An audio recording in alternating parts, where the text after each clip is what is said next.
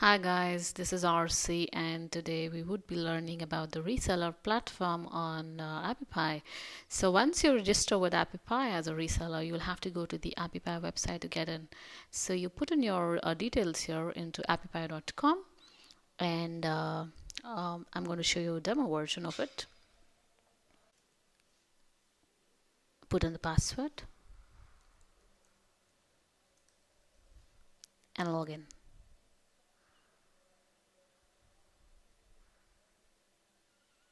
Now this typically is the reseller dashboard that you see here. So you've got the user segment, the user apps segment. So these are your users who would be creating apps with you. The apps that they create would all be here. Your configuration settings go here. Your coupons get managed here if you're creating any. And then there's a CMS platform that you can use for creating text pages and adding to your app. And your plan goes here and your payment history comes here. Now let's get each of these quickly. Let's go to my users. Okay, so this shows you a list of all your users in terms of their details, the email, the state, the country, the date of registration with the time, the number of app counts, the credits that they have, and what is the status. Is the user live currently or you want to deactivate him? Now you can even edit the details here by going into the section and make the relevant changes. If you wish to change the password or something else like the email ID, you can all do it here. So these are admin rights, remember, and this shows the number of apps this user has created and the balance that remains. So the total balance that you have as a reseller is 7, out of which you have given 2 to this user. That's what it shows here. You can add new users from this tab here and create them the way you like. Okay, let's go to the next one. So your user apps will all get shown here in terms of their app IDs, their names, who created it, and the date of creation, and when did the last update happen. It also shows whether this is being featured in the marketplace, whether this is a featured app on your platform, and the current status. You can choose to lock this user or you can delete it. You can even delete this app or lock it from here.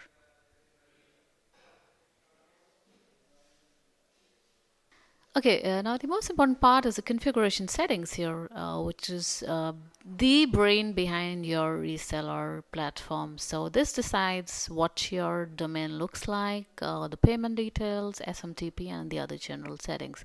Now let's go to this one by one. Now here in the website settings, you actually define the URL for yourself. So I have put in a demo URL here saying this is demo.myaparea.com. I can even choose to give in my custom site URL. So if you have a site called abc.com, you have to just put it here as a custom domain. So you ensure that if you want to put your custom site URL, you will have to have the A record to point to this particular IP here. So once you have done this mapping for the A record, this custom URL would come into effect. Otherwise, it will not work. So ensure that if you're putting in a custom site URL, you're also setting the A record right in terms of the IP, which is shown here. Okay. Now you're supposed to give in your office address, the support phone numbers here. So you can give the numbers that you want people to call you on. And for your site, the logo goes here. Okay, so this basically is a logo here. So right now you're seeing Appify. This would get replaced by the logo that you put here. Now when you send an email out to your users, you also have a logo there on that emailer. So that logo can be changed by uploading it here. And you can also upload a favicon image. Now favicon image is what's shown on top here sometimes when you have a window open. So that kind of image, once you want to change that, you can also upload that small image here, which would be shown on the top of the window whenever it is open. Okay. Next, you go to payment details. So guys, in the payment details, you have two options. One is a PayPal account and the Stripe settings. Now, basically for enabling users to use your credit cards and debit cards to make payments to your account, you will have to use Stripe settings.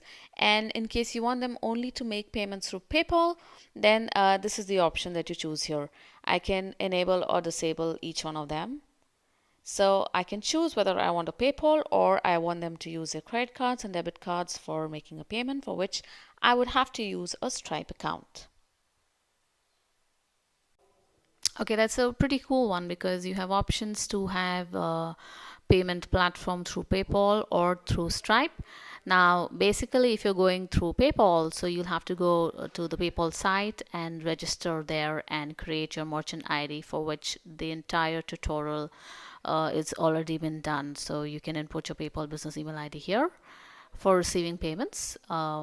And for Stripe, similarly, you have to go to the site and register with them to get a secret key like one shown here. And once you have created a Stripe ID and you have added an endpoint, you basically have to add that key here. All right. Now, once you've done those, you can now decide the price of your app. Now, depending on what your marketing strategy is, you can decide the per unit price that you would be charging your customers for this app, and that price goes here. So here it is 40 right now. I can make it whatever. I can make it $1, I can make it 2, I can make it 5, or whatever else, 15. Okay, and I go and say save and next. Now the best part is here, we haven't made anything compulsory for you to put in. So even if you don't put in this step, you can simply skip it and you can go to the next one. All right, now if I want my email ID to go from a particular email, which is my support email, then I'll have to put it here and I'll have to put in the SMTP settings here so that this particular email ID can become functional. So I'll have to put in the host, the user, the password, and the security type, and the port number, and the support email ID here.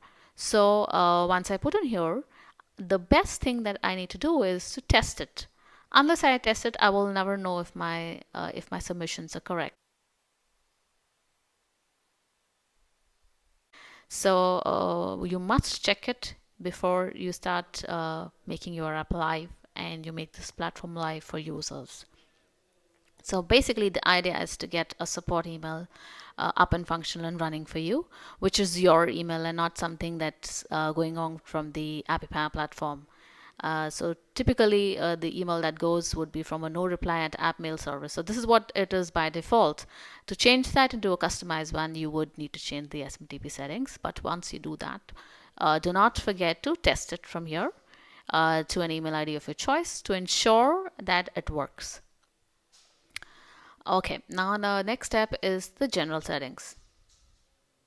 Now, a lot of times we have our Facebook pages, images, and videos uploaded. So, to make those work in the app, you'll have to ensure that the general settings here have the Facebook app ID. For that, you will need to go to Facebook and create an app ID and secret key, for which you have the entire tutorial here. So once you go to the developer section of Facebook, you'll have to log in and have to create a new app button, and you'll be asked to choose a platform. And having done that, you will have to create the app ID and copy that app ID and secret key to the screen here for it to work. Okay, similarly, if you have sound files from SoundCloud, so you'll have to put the client ID here, and that's how you do it in terms of registering with them on the developer link and creating a new app there and choosing those settings to save the button.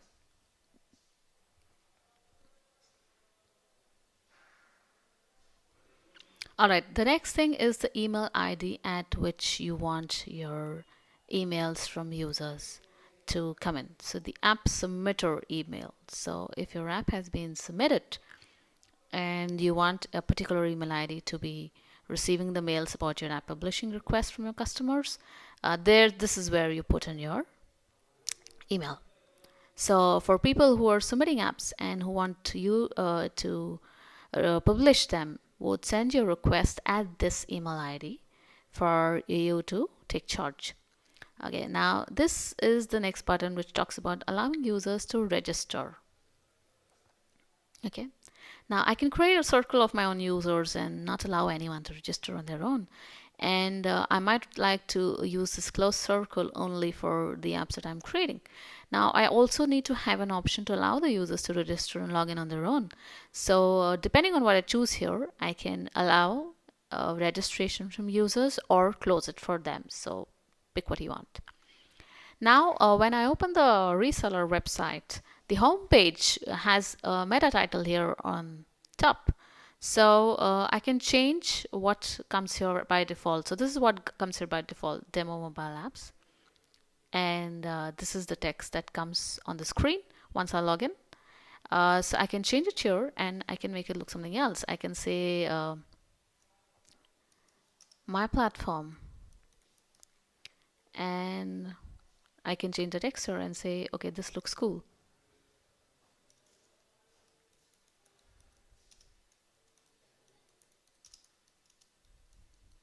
Okay, and as I save a next.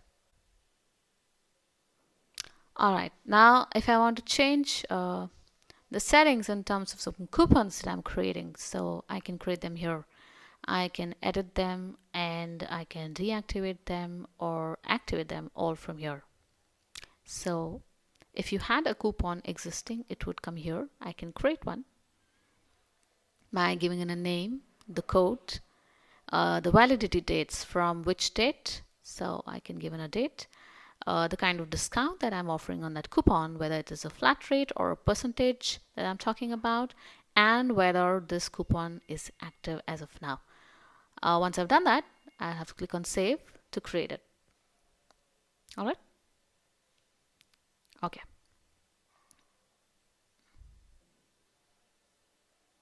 Now the CMS page is a pretty interesting one because it helps you add pages to your website, so to the platform that you've created. So if you want to add terms and conditions, a privacy policy, more about us, and something else, you can choose to add it here or edit the ones that are already existing there. So it's a pretty cool one to create something of your own. Okay, so this is what your platform looks like once you log in and you have created one for yourself. So when you've created something on AppyPie and created a reseller platform, this is what the platform would actually look like to your users. So see here, I had changed the text here saying coolest platform on earth. And here the meta title says my platform. So we changed that last time, if you remember, on the AppyPie platform, and that's how it gets reflected here. So here you go about the About Us section, the subscription, the features. So yeah, so this is how it looks to your users. And since we didn't put in a logo there, had we put one, it would have come here on the left side of the screen.